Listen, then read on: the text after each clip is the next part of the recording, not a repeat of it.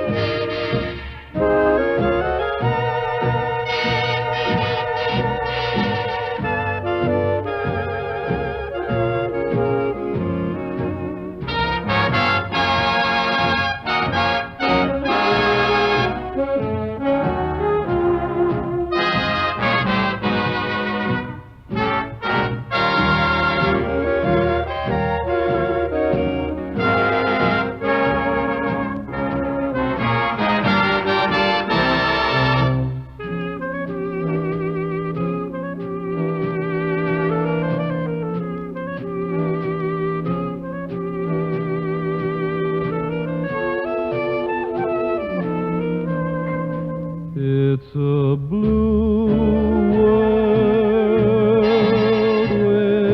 without you. It's a blue world alone. My days and nights that once were filled with heaven, with you away, how empty they have grown. It's a blue world from now on. It's a through world for me. The sea, the sky, my heart and I are all an indigo hue.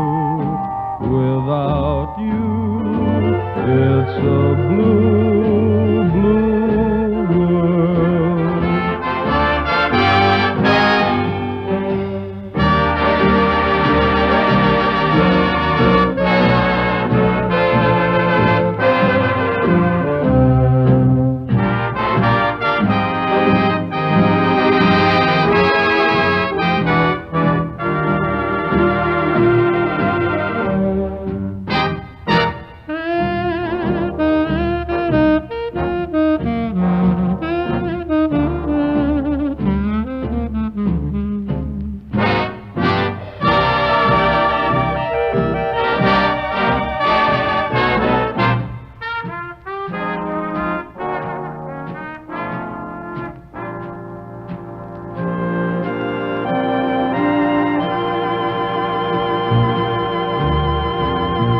The orchestra of Glenn Miller, Ray Eberle singing It's a Blue World, one of four sides from recording session number 28, RCA Victor Studios, New York.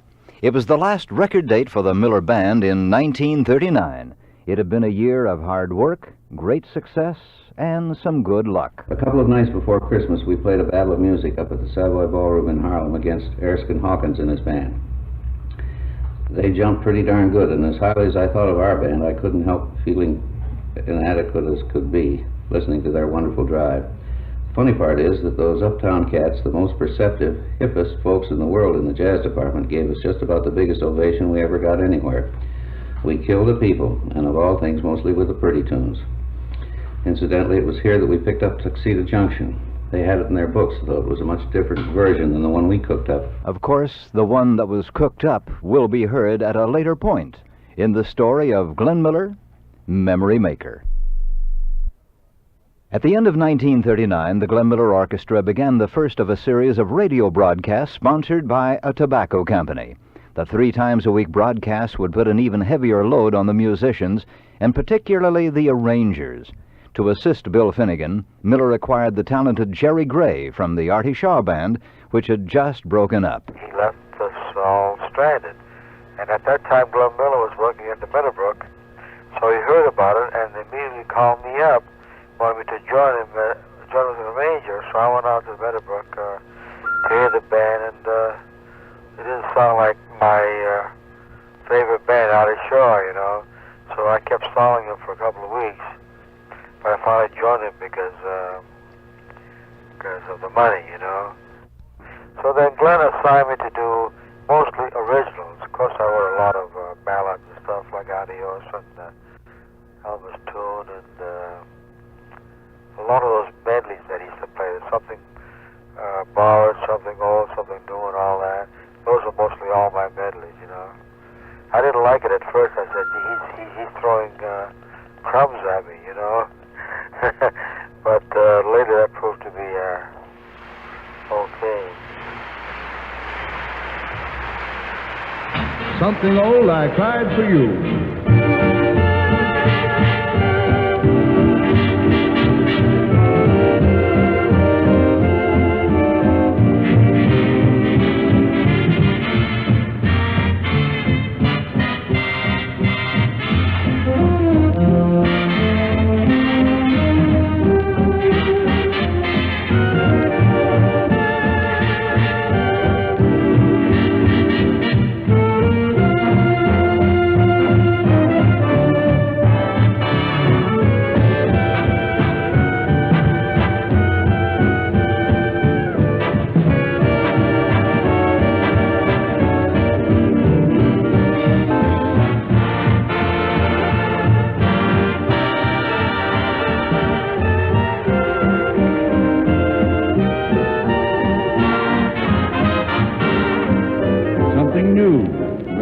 Sings This Changing World.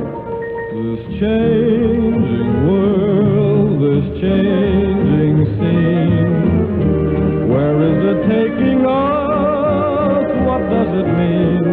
As long as we're certain of each other, we know we don't have to be afraid.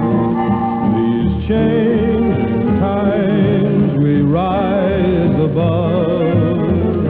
We have no time for them. We have our love, and love is the only thing that still remains the same through all this changing world.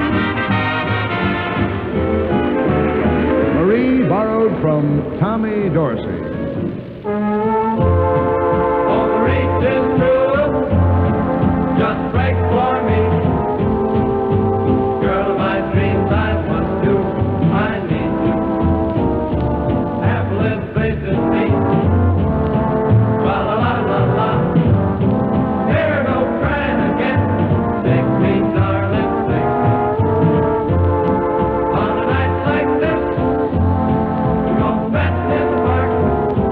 Oh, the way I like it, darling, I'm yours. Smoking that came from me. Oh, body and soul. Living in the great big way. Mama! Something blue, blue sky.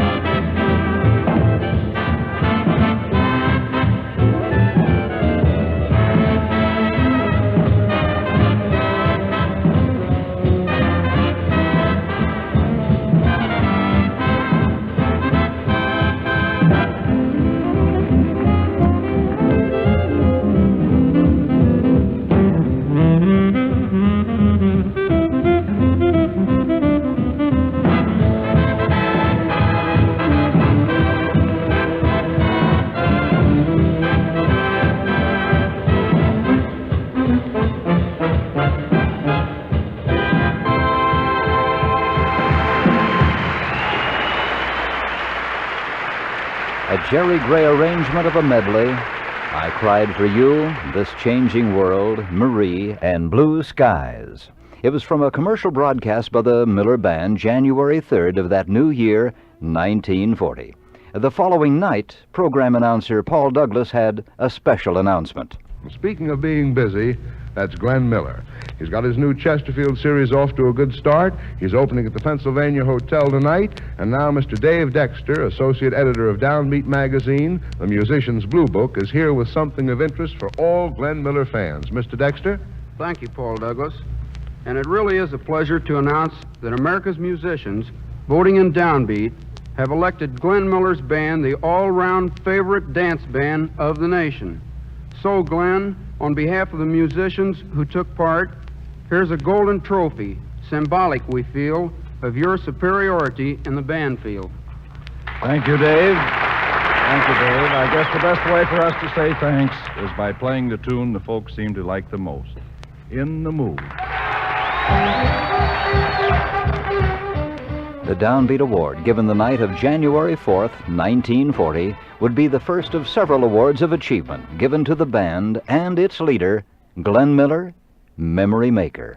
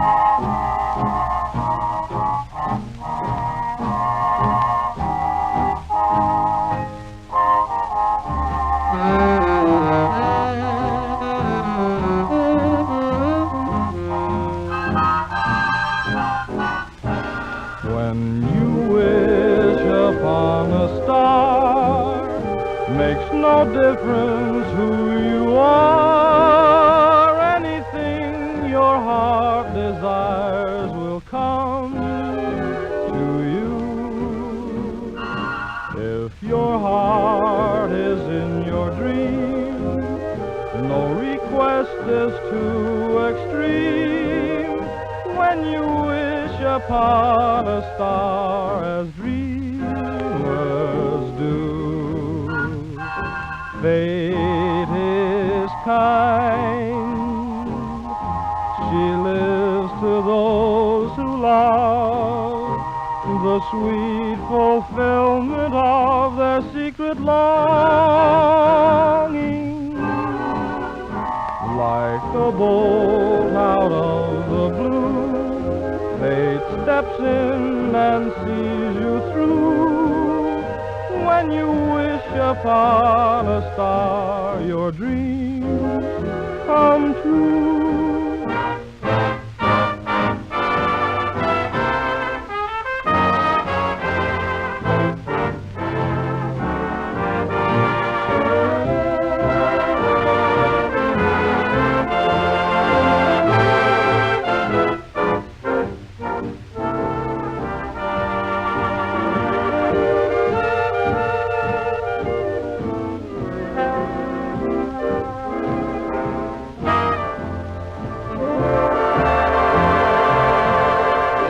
Glenn Miller recording session number 29, first for the year of 1940. 3 sides were made in New York that January 6th, including When You Wish Upon a Star.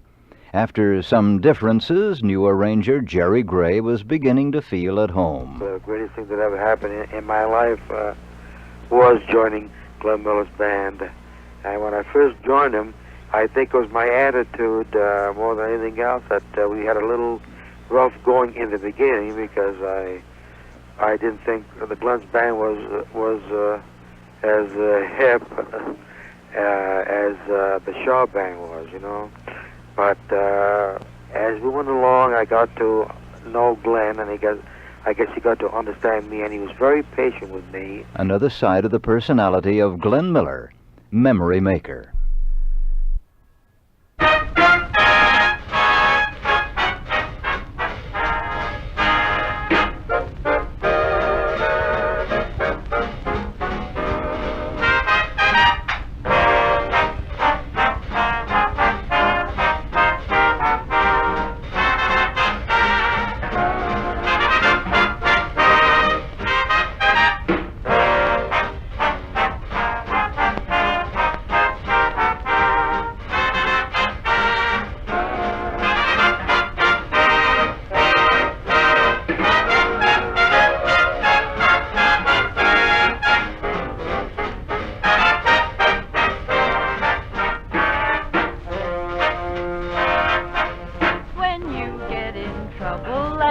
Don't know right from wrong. Give a little whistle.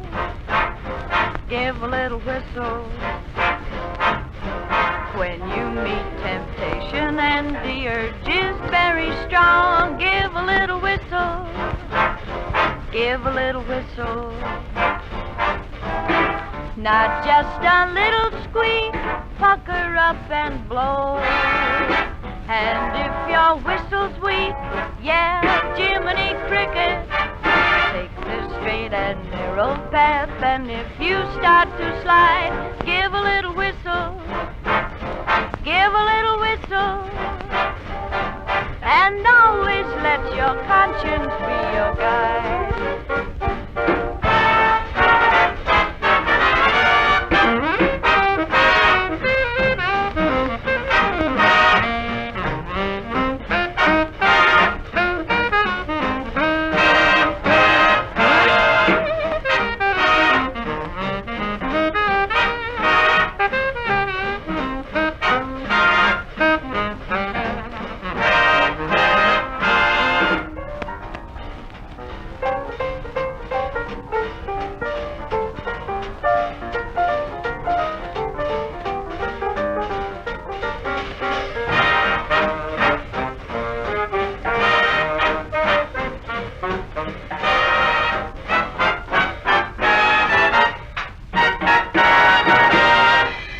Glenn Miller recording session number 30, January 15th, 1940. Victor Studios, New York City. Marion Hutton sang Give a Little Whistle. 3 other Bluebird sides were made that day.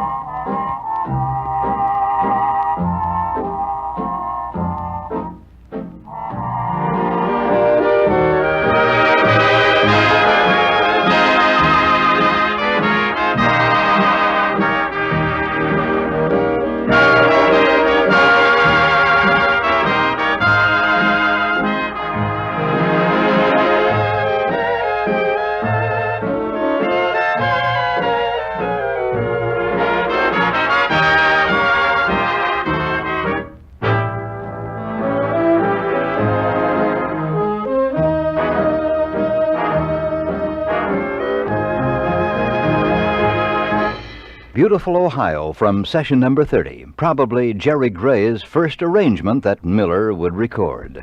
He did very little editing for me. Artie Shaw did more of it than Glenn. After that, he more or less left me on my own and gave me more or less of a free hand. But of course, when we rehearsed them, you know, he would put some final touches on it. You know, he had a great commercial line.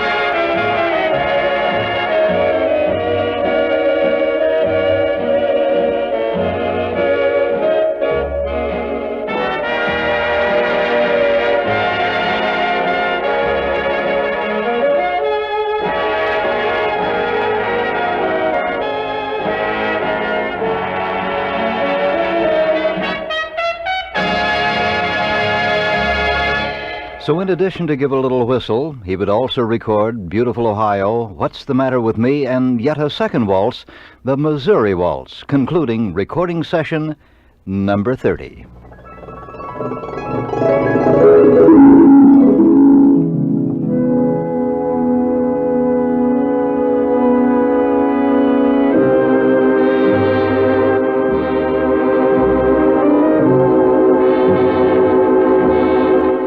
This is Chuck Cecil at the midpoint of the 5th hour of a 12-hour review of Glenn Miller's music.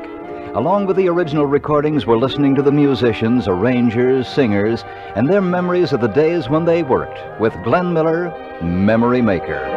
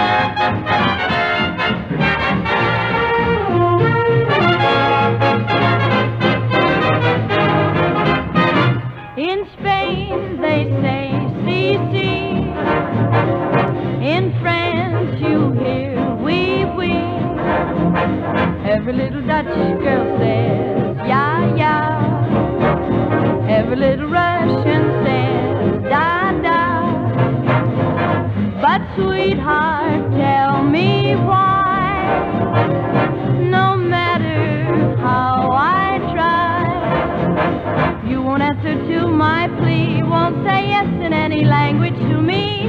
When will you say CC?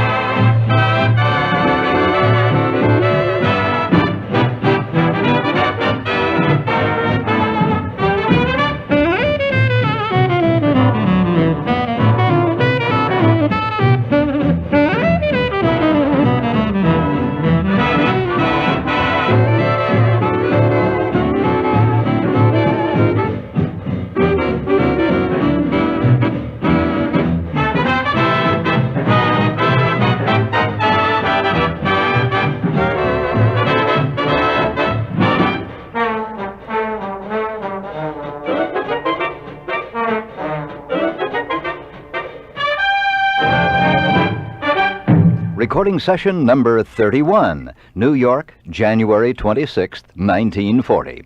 Only two sides recorded that day.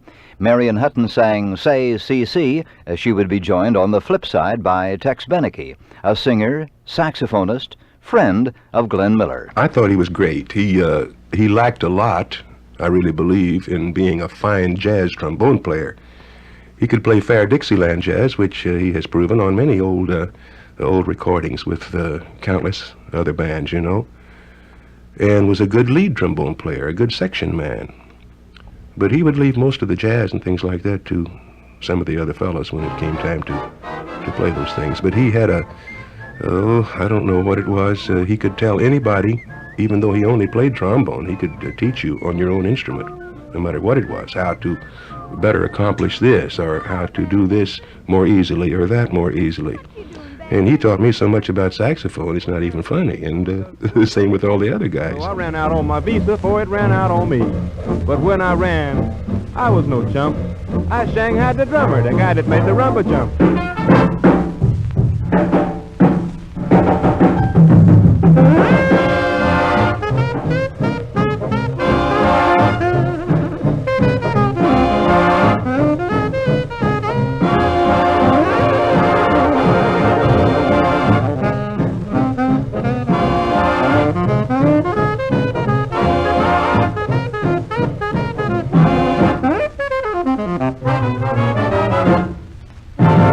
Four trombones, including the leaders, 4 trumpets, 5 saxes, 4 rhythm, plus the singers.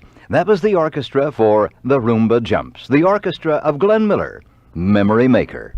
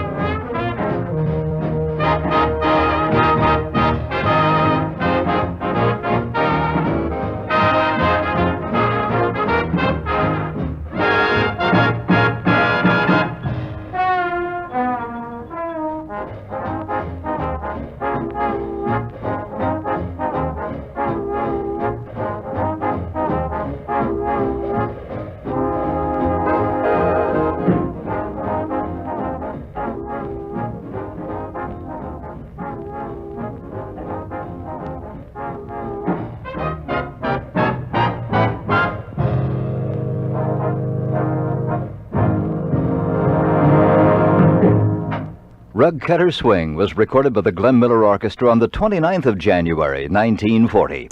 For recording session number 32, Miller had given a solo part to his recently acquired trumpet player, Johnny Best. The first thing that I had anything that I can remember, to play on was solo on Stardust. I had a half a course on that. And I think that the trumpet thing was added on to the original arrangement, as I remember. He had a one-course arrangement on Stardust, or like for a medley, and they added the trumpet. I believe they changed keys on the, and added the trumpet, and then they maybe I think there's a tenor solo in that, the last half of the trumpet, or part of that, and an ensemble ending.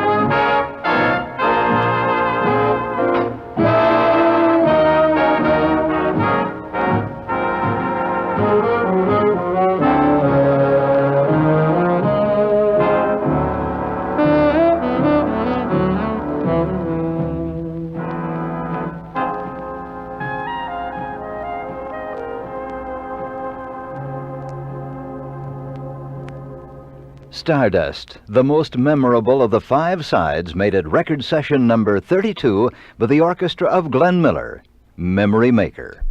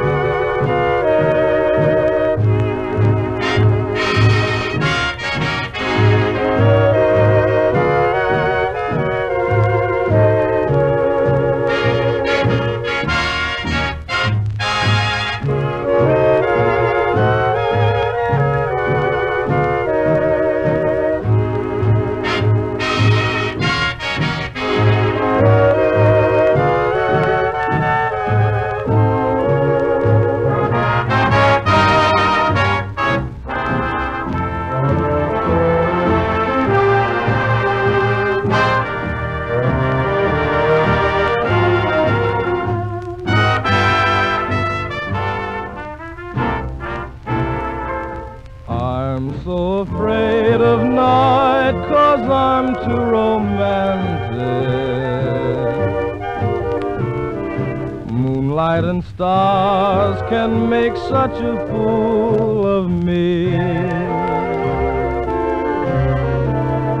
You know you're much too near and I'm too romantic.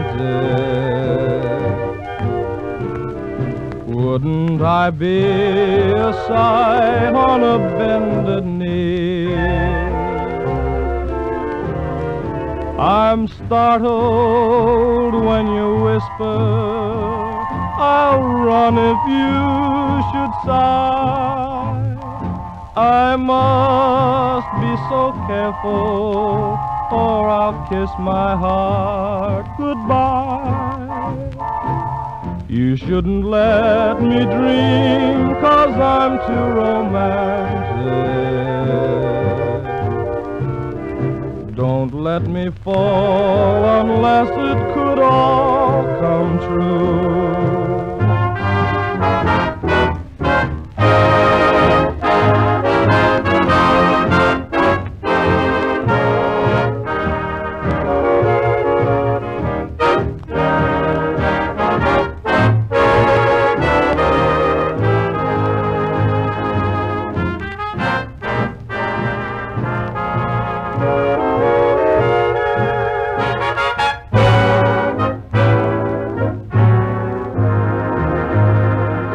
Too Romantic, one of three sides made by the Glenn Miller Orchestra at session number 33, the 5th of February, 1940, New York City.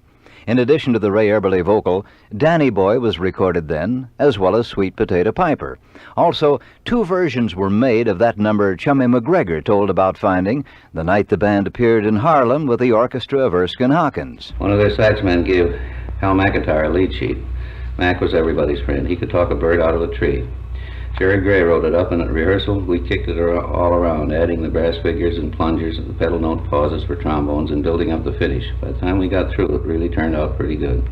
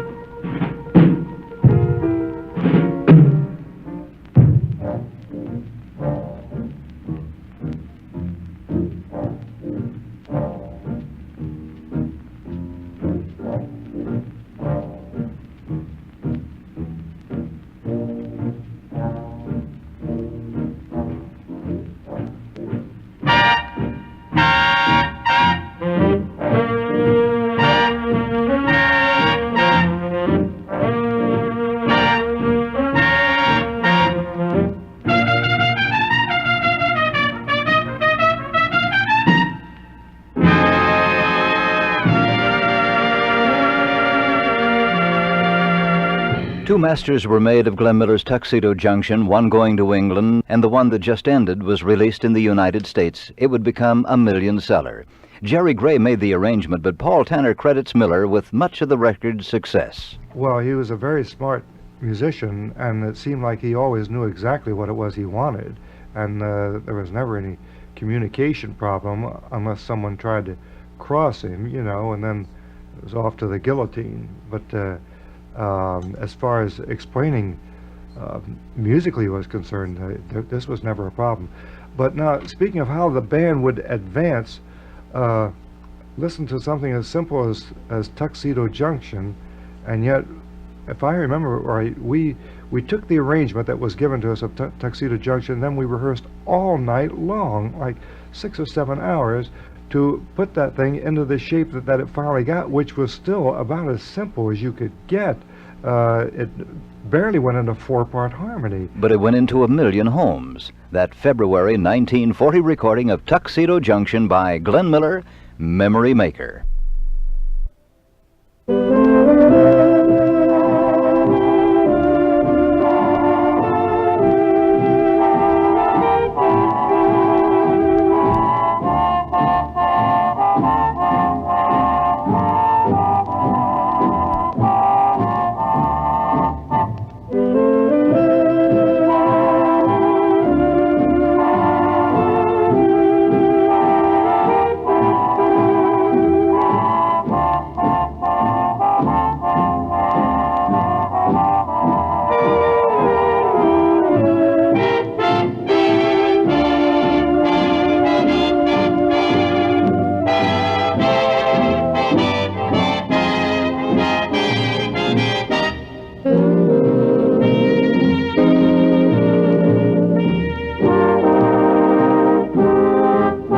Imagination is funny. It makes a cloudy day sunny. Makes the bee think of honey, just as I think of you. Imagination is crazy. Your whole perspective gets hazy. Start you asking a daisy what to do, what to do. Have you ever felt a gentle touch, and then a kiss, and then find it's only your imagination again? Oh, well, imagination is silly. You go around willy-nilly.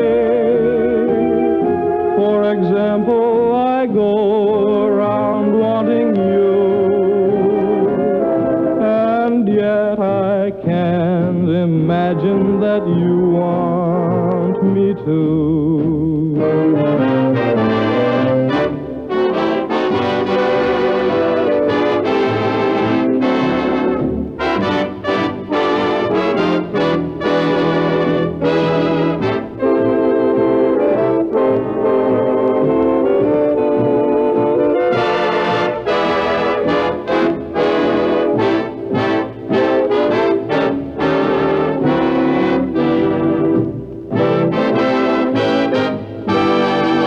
Imagination, one of 4 sides from Glenn Miller recording session number 34, February 19th, 1940. In those days, it was on an acetate, and if there was a clam, or which was a mistake, you did not intercut. Like today, you can go halfway through a tune or all the way through it, and they say, well, there was a bad note somewhere, and then so we'll start halfway through it to cover up that bad note. Back in those days, you had to, if it wasn't unsatisfactory, the mistake or something, you started right back at the top of the thing. You couldn't intercut it, which is a big difference because of very difficult solos that guys might have made a mistake on, and they'd have to go back and play it all the way through again. And ensemble mistakes or something, or the lead trumpet, or somebody that you could obviously hear making a mistake. Everybody had to go back to the top and start all over, and it might involve a lot of solos, ad-lib solos, which the guys might have liked to take before, you know, but they couldn't use it. For Jim Priddy, record session number 34 would be his first as a member of the Glenn Miller trombone section, concluding the 5th hour of a 12-hour remembrance of Glenn Miller, Memory Maker.